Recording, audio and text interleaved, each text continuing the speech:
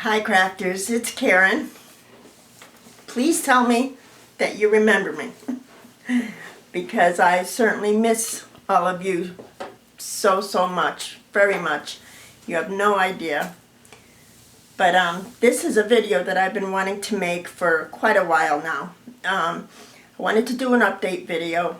My last video was in May of 2017, and since that time my life has just been turned around and inside out, and it no longer resembles the life I'm leading now.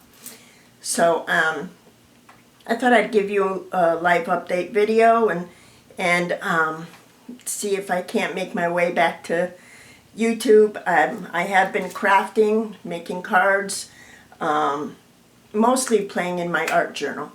So, but I have been watching all of you. So, anyway, so I don't know why I'm so nervous. I'm so nervous. Anyway, so a couple years ago, not long after that video, my last video of May 2017, that expo haul that I did, things kind of fell apart, and long story short, Joe and I are divorced. How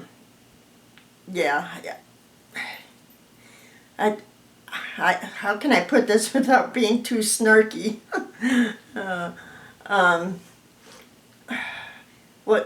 Well, yeah, the rat bastard was stepping out on me. There you go. So, obviously that, I mean, it not only hurt, but I mean, something like that makes you physically sick. I mean, I became physically sick. You know, the hurt and the anger and just the whole thing of it, the surprise and shock of it, it just makes you physically sick. So I was a mess.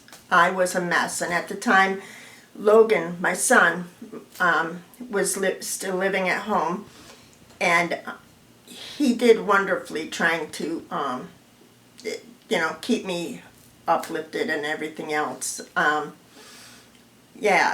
had found out that what was going on with Joe, and Logan and I just cleaned house. Joe went to work one day, and we cleaned house. Everything that belonged to him, or might have reminded me of him. Obviously there's more to this, but I mean, you know, we just packed it all up and left it conveniently for him outside. So, because the house that we've been living in is my house. I bought it before I had met him. So, at any rate, so yeah, there was that. So we were separated for about a year before I filed for divorce, before we were, you know, emotionally ready to actually divorce. You know what I mean? I mean, I went through, you can imagine, we had been together for 10 years, been married for 10 years, together for 17, and I became, I ended up in the hospital, you know, for like 2 weeks. I went down to 114 pounds, which my normal weight is like anywhere from 124 to 127. So, you know, for me, that's a big weight loss. But you know, I just became very sick, and I was a mess. And, but you know, we gain strength somehow, and we get through these things, you know. And I did. And with the support of my sons, my sisters, you know, my mom, who, by the way, is doing great, you know. She's She's doing great. She is in an assisted living facility here right down the street from me, and she's doing wonderfully well. So that's a blessing. But anyway, so yeah, after about a year, I filed for divorce, and you know, I felt I was strong enough to do it. There was never really a doubt that I wanted that this was what was going to happen, but emotionally and all that, you know, I was ready. So that happened, and the week that happened, after I had been separated from Joe for like a year, I had met somebody, and I started seeing him, and we became very, very close and very important to each other. And he was visiting from up north, and you know, we were together for several months, and when it was time for him to go back up north, we were talking about how I could go up and visit him and how we were going to make things work, you know. So I mean, yeah, it was a really wonderful time for me. You know, I really loved this man, and I know he loved me. But so he went up north, and about a month or two later, we bought tickets and made all the arrangements, and I was going to go up north and stay with him. And we were, you know, for a visit, and we were going to see how to make things work and stuff. But a couple of days after I had bought the ticket, I found out that he had passed suddenly from a heart attack. So that just broke me up. That brought me back to like square one, you know. It was really, really hard. Almost, probably harder than my divorce. So, and that week that he had died, I had a doctor's appointment. Remember, I had said that I had been in the hospital earlier, after I was separated from Joe and all that. I'd been in the hospital, and I was in the hospital for like a couple of weeks anyway, and my white blood count was high, and I was just a mess. Anyway, I had gotten a call from my doctor that she wanted me to see a hematologist, so to get some blood work, because my white blood cell count was very erratic. So, and she wanted me to do this at the oncology center here near our local hospital. So right away I knew, okay, this isn't good. So, but I went for the blood work, and basically they were checking me for leukemia, which it turns out I have leukemia. They did the blood work, and then I am so nervous. Why am I nervous? Then to what do you call it? Make sure that the diagnosis was correct. They did a biopsy of my bone marrow, and of course I do have leukemia. I have chronic myeloid leukemia, CML, which my oncologist had told me that if I was going to pick any kind of leukemia, this is the leukemia that I would want to pick, because it is controlled by chemo in a pill form. So, and it wasn't, you know, it's not in like the blast phase and all this. It's early stages. So, yeah, that was really hard news. And, you know, at the time I felt like I had no one to share it with, you know. My sister came down and she stayed with me, and we got through it. And so I'm on chemotherapy, and like I said, it's in a pill form. It's about the size of a bare aspirin, and it's called Sprycel. And so I choose to take it every night, but I have to take it every day at the same time every day. I take mine every night because that way I could sleep through the nausea that it causes. So it's been about 18 months, a year to 18 months since I've been on the Sprycel, and I'm in remission, which is really good news. And yeah, it's just really good news. The tough thing, though, is I have to continue with the chemo for the rest of my life. I have to take this chemo even while in remission, because that is what is going to keep me in remission, you know.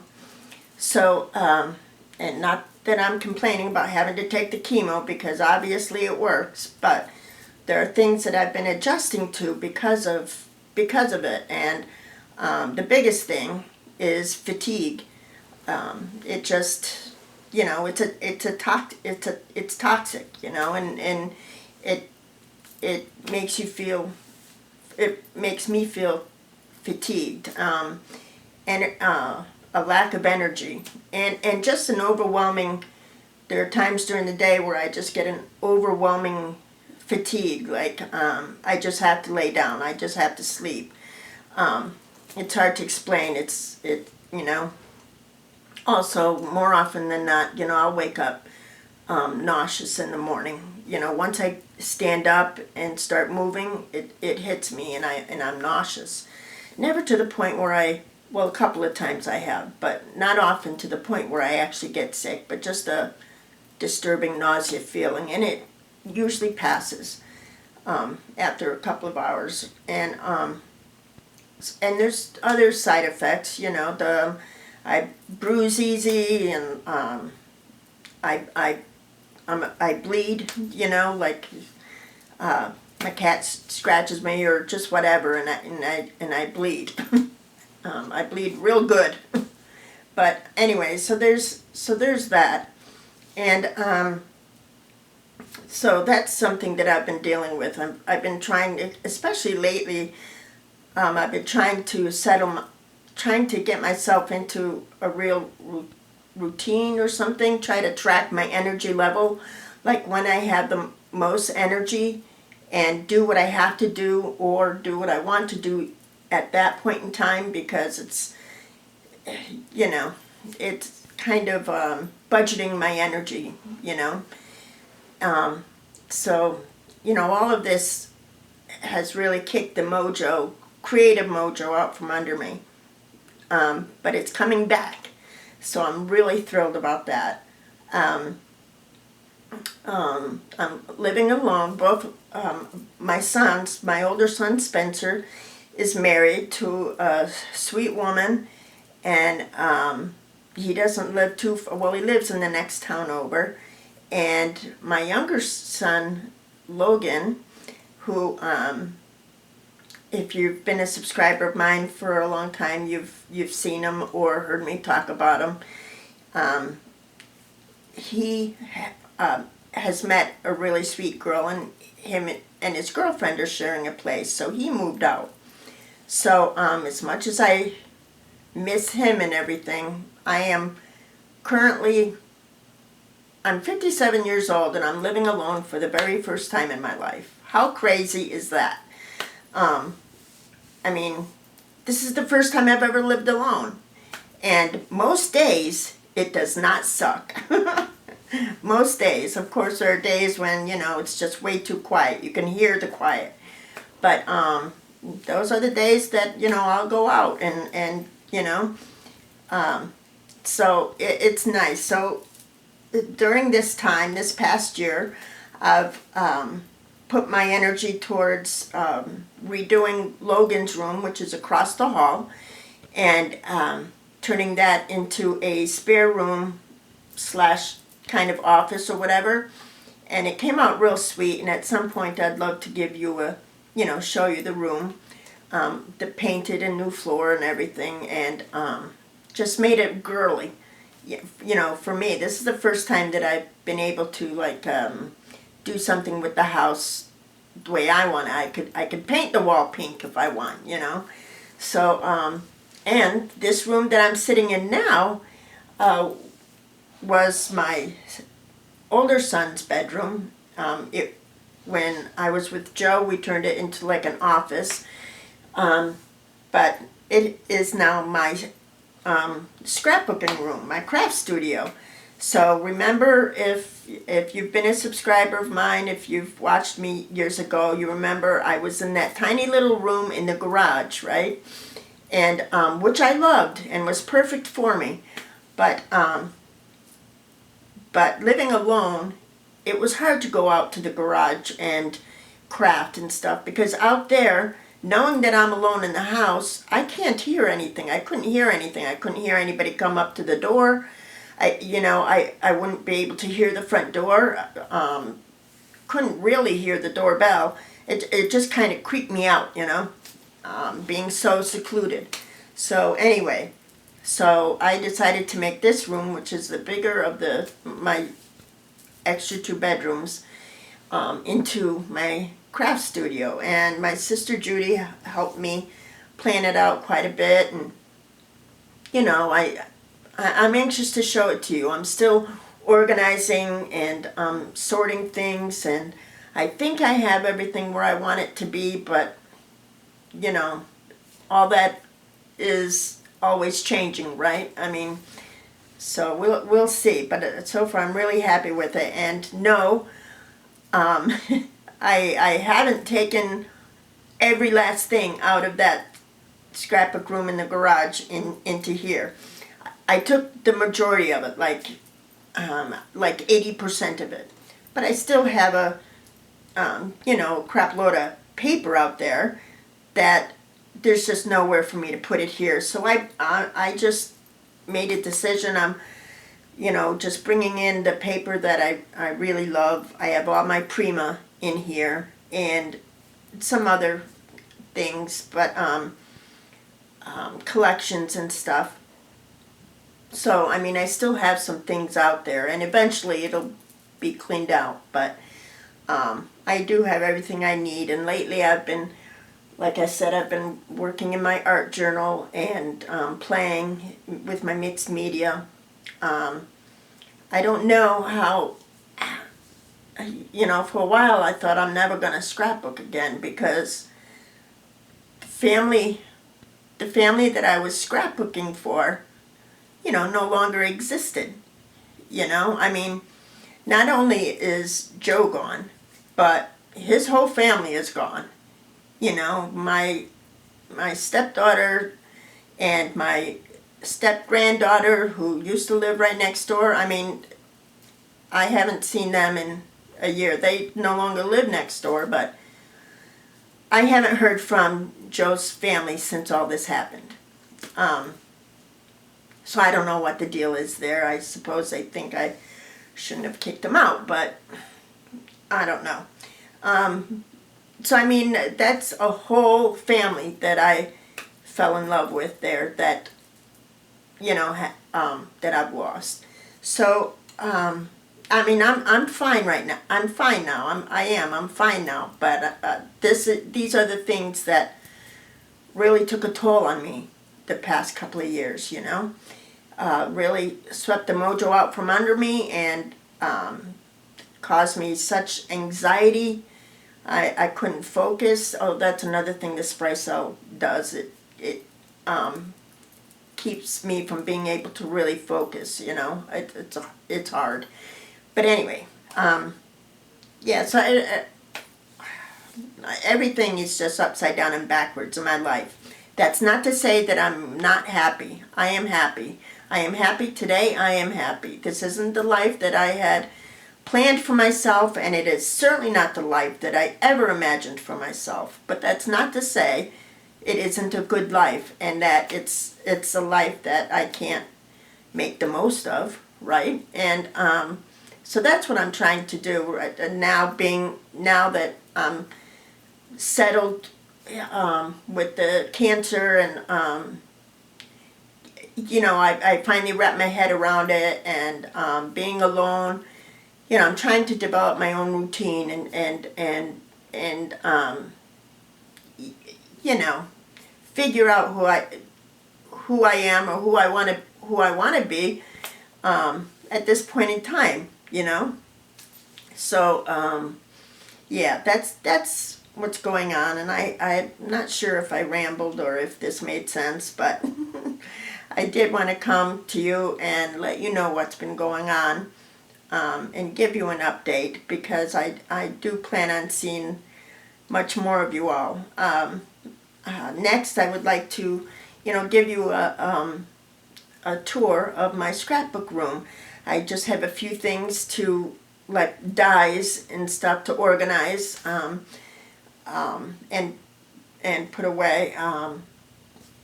Excuse me, I have a couple of things to put up, and that's it. But yeah, I would love to give you a tour of the scrapbook room. So that's about it. Yeah. So I'm doing much better, and I am really looking forward to seeing you all again, and I really appreciate you. I know your time is valuable, and I know I haven't been around for a couple of years, and your time is valuable, but you chose to click on and spend some time with me, and see what's up with me. So I really appreciate it. I love you all, and I promise you I will be talking to you soon. Bye-bye.